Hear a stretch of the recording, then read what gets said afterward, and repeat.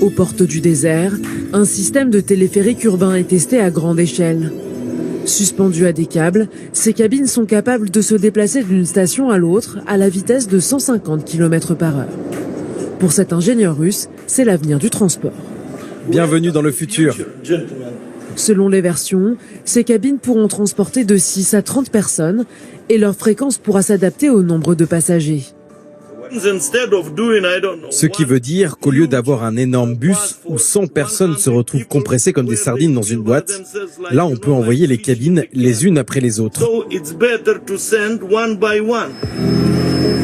Électrique et silencieux, ce métro suspendu à des câbles pourrait connecter des immeubles dans des centres densément peuplés comme Dubaï, mais aussi relier des villes entre elles sur de plus longues distances, comme l'imagine ce clip de promotion.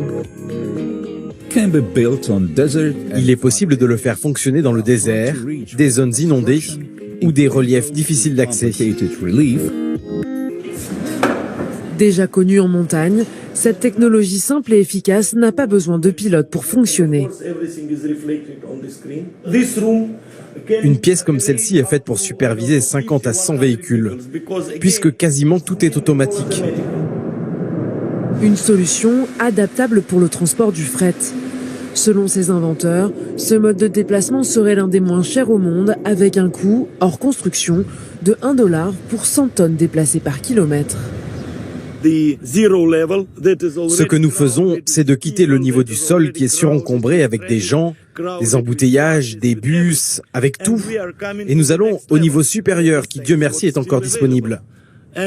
Sans détruire la nature ou les constructions existantes et sans émettre de gaz, nous offrons une solution économique et écologique.